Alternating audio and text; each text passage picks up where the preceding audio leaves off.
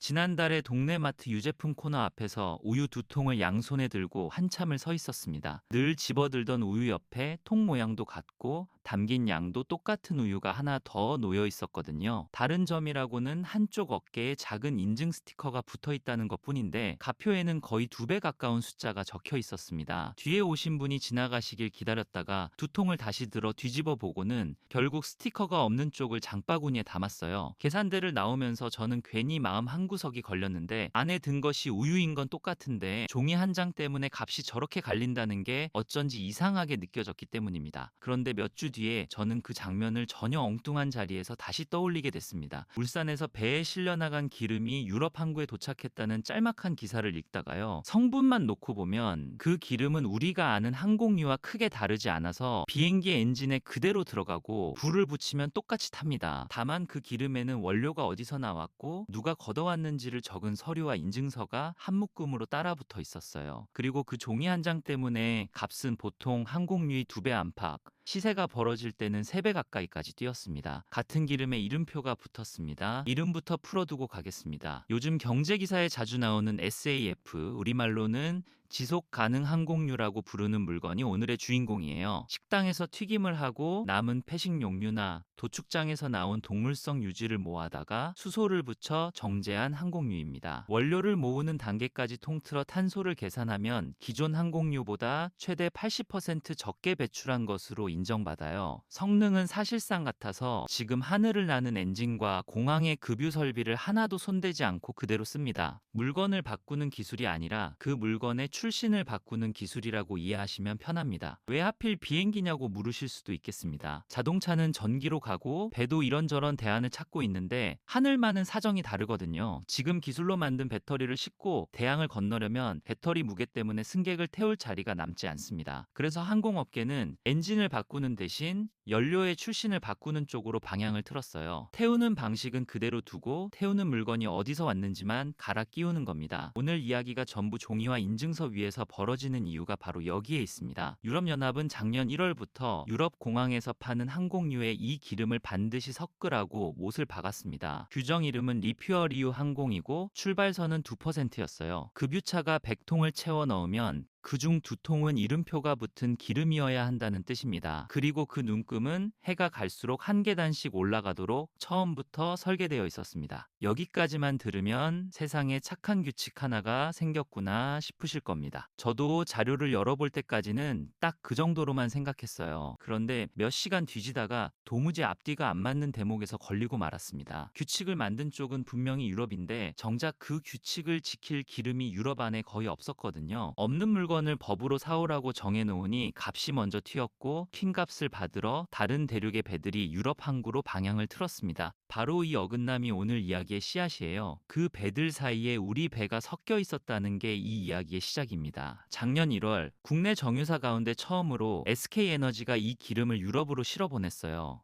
유럽이 의무를 발동한 바로 그달이었으니 규칙의 불이 켜지자마자 물건을 실은 배가 도착한 셈이었습니다. 오늘은 크게 4갈래로 이야기를 끌고 가겠습니다. 유럽이 왜 자기가 세운 규칙에 자기 발이 걸렸는지, 그 빈자리로 우리 기름이 어떻게 들어갔는지, 그 자리가 실제로는 얼마나 위태로운지, 그리고 내년부터 우리 공항에서 벌어질 일까지 차례로 보여드릴게요. 마지막 대목이 사실 오늘 제일 중요합니다. 먼저 한 가지는 분명히 해두고 싶어요. 저는 이 이야기를 자랑거리로 만들 생각이 조금도 없습니다. 유럽이 헛발질을 했고 우리가 그 덕을 봤다는 식으로 읽으시면 오히려 오늘의 핵심을 통째로 놓치게 되거든요. 유럽이 밟다가 미끄러진 그 계단을 우리도 내년부터 똑같은 순서로 밟기 때문입니다. 제가 이 이야기를 붙잡은 이유는 따로 있습니다. 기름이라는 물건은 원래 성분으로 값이 정해졌어요. 몇 도에서 끓는지, 황이 얼마나 들어있는지, 어느 점이 어디인지 같은 것들로 값이 매겨졌습니다. 그런데 이제는 그 기름이 어디서 왔는지를 증명하는 종이가 값을 정합니다. 마트에서 제가 들었다 놨다 했던 그 우유 2통과 정확히 같은 구조인 거예요. 안에 든 것은 똑같은데 이름표가 값을 가릅니다. 그래서 저는 오늘 이 이야기를 이름표가 붙은 기름이라는 렌즈 하나로만 밀고 가려고 합니다. 원산지 스티커가 붙은 고기, 인증 도장이 찍힌 달걀, 유기농 표시가 붙은 채소와 정확히 같은 이야기예요. 다만 판이 다릅니다. 대륙 하나가 한 해 동안 태우는 항공 연료 전체가 그 판 위에 통째로 올라갔습니다. 같은 기름에 이름표가 붙었습니다. 유럽이 그어놓은 눈금부터 차근차근 보여드릴게요. 작년에 2%, 딱 그만큼으로 시작한 혼합 비율은 2030년에 6%, 2035년에 20%, 그리고 2050년에는 70%까지 올라가도록 표에 못 박혀 있습니다. 여기에 더 까다로운 칸이 하나 더 붙어 있는데, 전기와 물로 만드는 합성 항공유는 별도의 비율을 따로 채워야 한다는 조항이에요. 계단을 미리 그려놓고 그 위에 대륙 하나의 항공산업을 통째로 올려 세운 셈입니다. 적용 대상도 빠져나갈 틈이 없도록 촘촘하게 짜였습니다. 한 해 여객 80만 명 또는 화물 10만 톤, 이 선을 넘는 유럽 공항이면 규모와 상관없이 전부 이 규정 안으로 들어와요. 항공사 쪽에도 족쇄를 하나 더 채웠는데, 유럽 공항에서 한 해 동안 쓰는 연료의 90%를 반드시 그 공항에서 직접 급유해야 한다는 조항입니다. 기름값이 싼 나라에서 탱크를 가득 채워 날아와 유럽에서는 조금만 넣고 떠나는 수법을 미리 막으려고 만든 장치예요. 규칙을 만든 사람들이 조항을 다듬는 동안 빠져나갈 수 있는 문이 하나씩 닫혔습니다. 어겼을 때 무슨 일이 벌어지는지가 이 규정의 진짜 심장입니다. 벌금이 정해진 액수가 아니라 계산식으로 매겨지거든요. 채웠어야 할 이름표 붙은 기름의 값과 실제로 넣은 값싼 기름의 값을 나란히 견준 다음 그 차액의 최소 2배, 많으면 그 이상을 곱해서 물립니다. 값이 벌어지면 벌금도 나란히 벌어지니 규제를 안 지키는 쪽이 언제나 손해가 되도록 설계해 둔 거예요. 이 의무를 지는 쪽이 누구인지도 짚고 넘어가야겠습니다. 규정은 항공사가 아니라 공항에 기름을 대는 공급사에게 섞을 의무를 지웠어요. 대신 항공사에는 그 공항에서 기름을 채워야 한다는 의무를 따로 물렸습니다. 둘을 한 쌍으로 묶어두어야 서로 책임을 떠넘기지 못한다는 계산이었죠. 그런데 이 설계에는 아주 조용한 전제가 하나 깔려 있었습니다. 공급사가 마음만 먹으면 그 기름을 어디선가 구해올 수 있다는 전제였어요.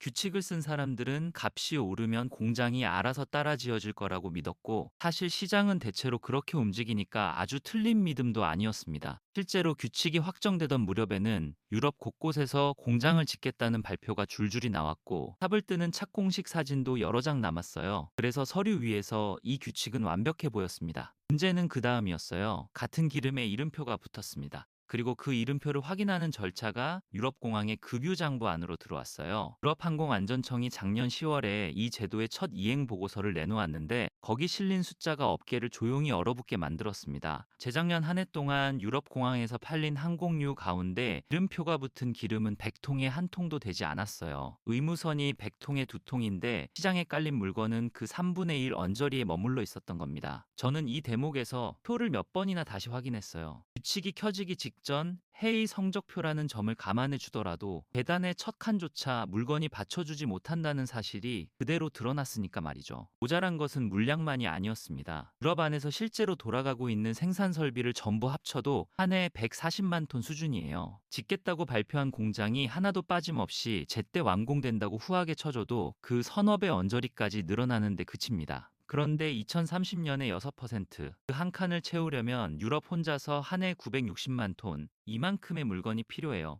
발표된 계획을 전부 믿어주고도 필요한 양의 절반에 닿지 못하는 그림이 나옵니다. 바다 건너 영국에서도 똑같은 장면이 반복됐습니다. 작년에 영국 시장에 풀린 항공유가 100억 리터를 넘겼는데, 그중 이름표가 붙은 기름은 1억 리터 남짓에 머물렀어요. 비율로 따지면 의무선을 겨우 턱걸이로 넘긴 수준이었습니다. 여유분이라고 부를 만한 물량이 시장 어디에도 남아있지 않았다는 뜻이에요. 그러면 왜 공장이 따라 지어지지 않았는지도 알아둘 필요가 있습니다. 이런 기름을 만드는 공장은 원료를 꾸준히 대줄 곳이 정해져야 비로소 첫 삽을 뜨거든요. 그런데 식당에서 쓰고 남은 기름을 걷는 일은 도시 하나하나를 발로 훑어야 하는 일이라 공장을 세우는 속도를 도무지 따라오지 못했어요. 게다가 규제가 언제 느슨해질지 모른다는 불안이 은행의 대출심사대에서 계속 발목을 잡았습니다. 결국 그 계단은 종이 위에서만 가팔랐고 땅 위에서는 거의 올라가지 않았어요. 없는 물건을 법으로 사오라고 하면 값이 어떻게 되는지는 굳이 설명이 필요 없습니다. 유럽항공안전청 집계로 재작년 이 기름의 평균 시세는 톤당 우리 돈으로 300만 원 안팎이었고, 같은 시기 보통 항공유는 그 3분의 1 값에 팔리고 있었어요.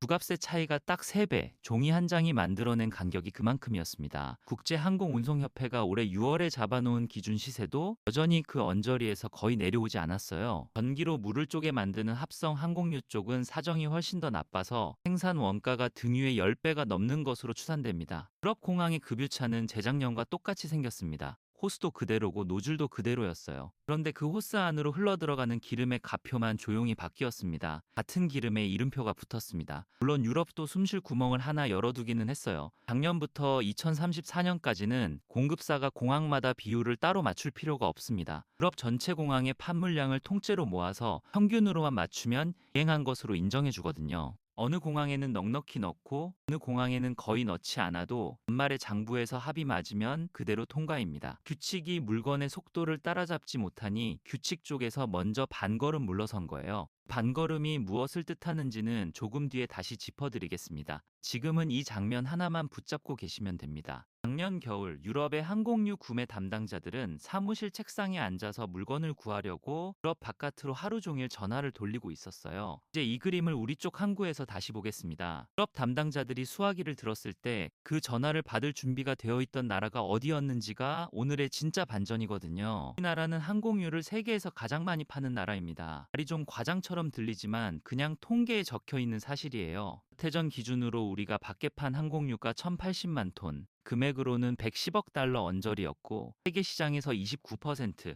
그러니까 넉 장 중 한 장 넘는 몫을 우리가 쥐고 있었습니다. 그해 항공유 수출액은 14조 원, 같은 해 스마트폰 수출액은 그보다 한참 아래였어요. 우리가 반도체와 자동차만 판다고 생각하는 사이에 울산과 여수와 대산의 굴뚝에서 나온 기름이 그 옆자리에 조용히 서 있었던 겁니다. 왜 이렇게 됐는지도 알고 보면 단순합니다. 이 정유 공장들은 애초에 국내에서 쓸 양보다 훨씬 크게 지어졌고 남는 물량을 아시아 하늘 전체에 파는 구조로 굴러왔거든요. 인천과 홍콩과 싱가포르를 오가는 비행기들이 이 공장에서 나온 기름을 넣고 날아다녔습니다. 그런데 그 1등 자리에는 오래된 빈칸이 하나 있었어요. 전 세계에 이름표 붙은 기름을 만드는 설비가 300곳 넘게 깔리는 동안 우리 땅에는 그 전용 공장이 하나도 서지 않았습니다. 보통 항공유는 세계 1등인데 이름표 붙은 항공유는 사실상 0이었던 거예요. 기름을 만드는 실력의 문제가 아니라 기름에 종이를 붙여서 팔아본 경험이 없다는 문제였습니다. 같은 기름에 이름표가 붙었습니다. 기름은 세계에서 제일 잘 만드는데 그 이름표를 붙여본 적은 없었던 거예요. 그 빈칸을 메운 방식이 저는 제일 재미있었어요.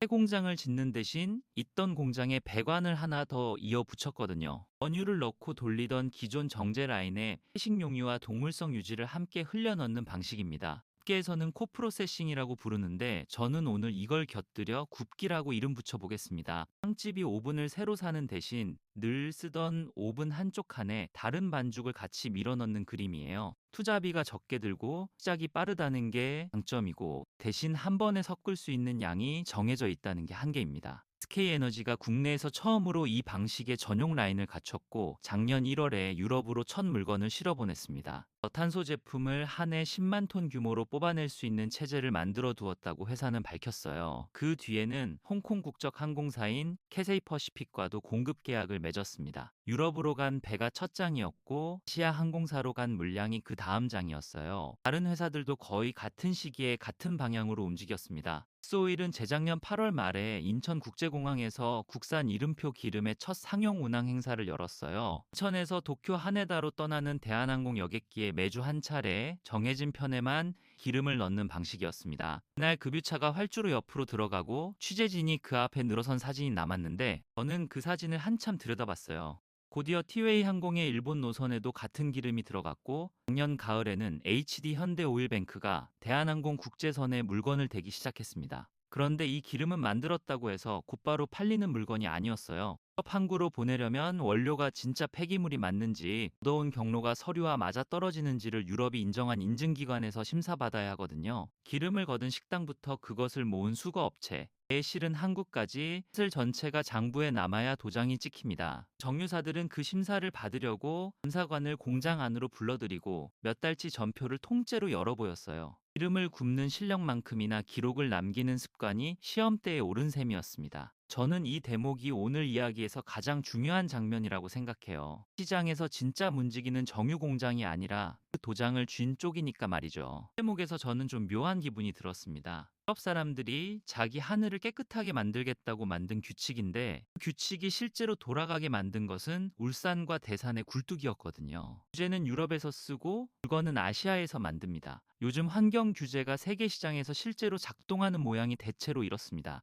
그런데 여기서 계산이 한 번 더 꼬입니다. 아까 말씀드린 유럽의 유예 조항, 공항마다가 아니라 전체 평균으로 맞춰도 된다던 그 조항 때문이에요. 조항이 열리는 순간 이름표는 기름에서 떨어져 나와 혼자 돌아다닐 수 있게 됐습니다. 어느 비행기의 날개 안에 그 기름이 실제로 들어갔느냐보다 연말 장부에서 숫자가 맞느냐가 이행의 기준이 되어버렸거든요. 저는 이걸 장부 위의 기름이라고 부르려고 합니다. 우리적인 기름은 배를 타고 어느 항구에 내려서 탱크로 들어가고, 이름표는 서류를 타고 전혀 다른 곳으로 갑니다. 둘이 같은 자리에 있을 필요가 없어요. 제가 사는 유기농 우유는 그래도 그 통 안에 그 우유가 들어있는데, 항공유 시장에서는 그 최소한의 대응조차 헐거워진 겁니다. 오해는 마세요. 이걸 사기라고 부르려는 게 아닙니다. 오히려 이 방식이 아니면 규제 자체가 한 발짝도 굴러가지 않아요. 공항마다 탱크를 따로 짓고 비행기마다 기름을 갈라 넣는 건 현실적으로 불가능하니까 말이죠. 다만 구조를 알고 나면 시장에서 실제로 거래되는 물건이 무엇인지가 또렷하게 보입니다. 틀리는 것은 기름이 아니라 이행했다는 증명입니다. 같은 기름에 이름표가 붙었습니다. 그리고 그 이름표는 기름보다 훨씬 멀리, 훨씬 빠르게 움직이기 시작했어요. 그런데 여기서부터는 조금 불편한 이야기를 해야겠습니다.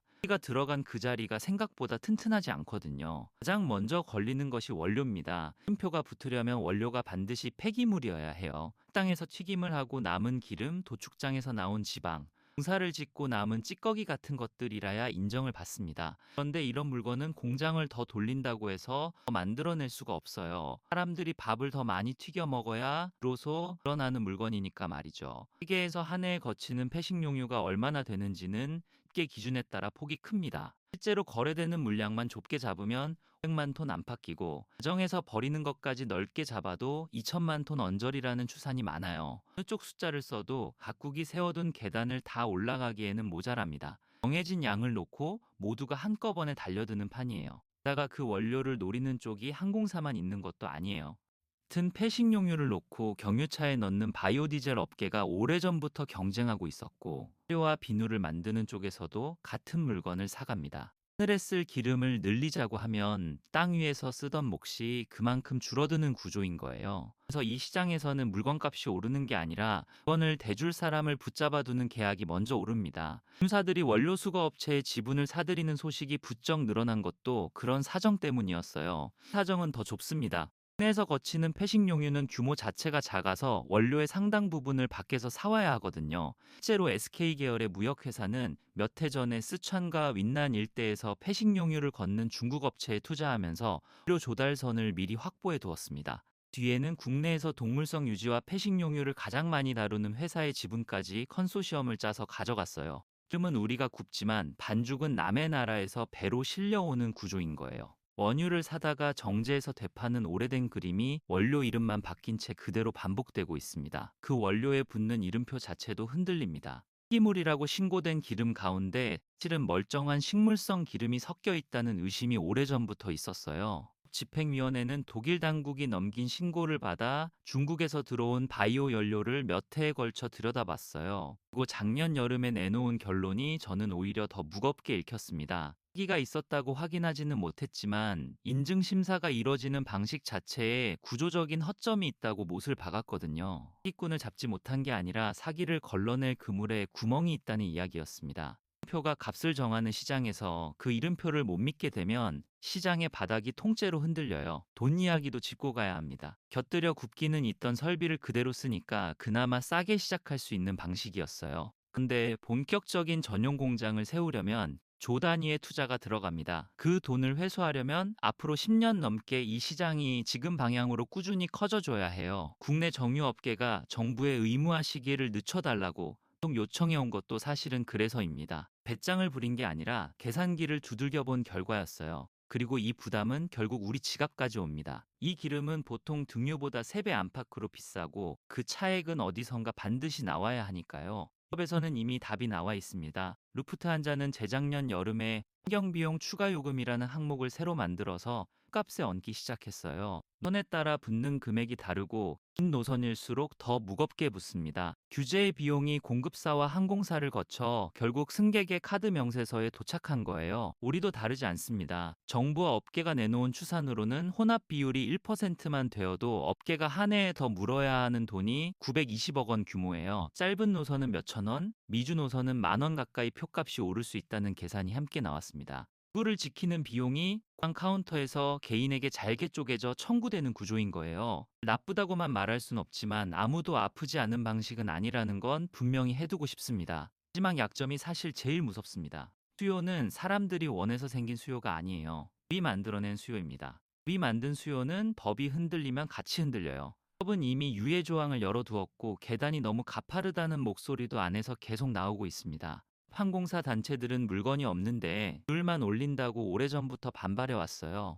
만약 어느 시점에 그 계단이 완만해지면 계단을 믿고 세운 공장들은 갈 곳을 잃습니다. 그래서 저는 이 이야기를 유럽을 비웃는 쪽으로 끌고 가고 싶지 않아요. 유럽이 어리석어서 이렇게 된 게 아닙니다. 물건이 충분히 없는 상태에서 규칙을 먼저 세우면 어느 시장에서든 똑같은 일이 벌어져요. 그 구조는 내년에 우리 공항으로 거의 그대로 옮겨옵니다. 작년 가을에 정부는 혼합 의무화 로드맵을 내놓았습니다. 지금부터 우리 공항을 떠나는 국제선의 1%를 섞고 이 시스템을 만든 뒤 후년에 시범 운영을 거쳐 그 다음 해부터는 지키지 않은 항공사에 과징금을 물리겠다는 일정이에요. 뒤로는 비율을 더 올리는 구간이 이어집니다. 유럽이 밟았던 계단과 모양이 날만큼 닮아 있어요. 그러면 우리는 그 계단을 오를 물건을 지금 갖고 있을까요? 은 아닙니다. 전용 설비는 이제 겨우 첫 삽 이야기가 오가는 단계이고 원료는 여전히 대부분 배를 타고 들어옵니다. 유리 겪은 그 장면이 공항 급유 탱크 앞에서 다시 재생될 가능성이 결코 낮지 않아요. 큰 기름에 이름표가 붙었습니다. 그림표를 우리가 발급하는 쪽이 될지, 에게 사오는 쪽이 될지가 내년부터 갈리기 시작합니다. 이를 처음 자리로 되감아 볼게요. 전 마트에서 우유 2통을 양손에 들고 서 있었습니다. 든 것은 같은데 값이 갈리는 게 이상하다고 느꼈어요. 근데 저는 그 스티커를 값을 정당화하는 표시라고만 생각했습니다. 근데 이 이야기를 취재하면서 생각이 완전히 바뀌었어요. 스티커는 값을 올리는 물건이 아니라 그 매대에 올라올 수 있는지를 정하는 문지기였습니다. 도 똑같았어요. 유럽 항구에 들어가려면 성분표만으로는 안 됩니다. 어디서 왔는지를 증명하는 종이가 있어야 접안하고 탱크가 열립니다. 종이를 발급하는 절차, 그것을 인정해주는 기관, 그 기관이 신뢰하는 감사 체계까지가 사실은 하나의 산업이에요. 그리고 그 산업의 본사는 대체로 유럽에 있습니다. 왜냐하면 오늘 이야기는 이렇게 한 문장으로 접힙니다. 값을 정하는 자리가 유전에서 서류철로 옮겨갔는데 우리는 기름을 만드는 데는 세계 1등이면서 서류를 쓰는 자리에는 아직 앉아본 적이 없다는 것. 전 이번 취재를 하면서 항공유라는 단어를 완전히 다시 보게 됐어요. 전에는 그냥 비행기에 넣는 기름이라고만 생각했거든요. 근데 이제는 뉴스에서 항공유라는 말이 나올 때마다 저 기름에 무슨 이름표가 붙어 있을지를 먼저 떠올리게 됩니다. 여러분도 오늘 그 눈 하나를 얻으셨다면 이 20 몇 분은 충분히 값진 시간이었다고 생각해요. 그리고 하나 더 남는 게 있었어요.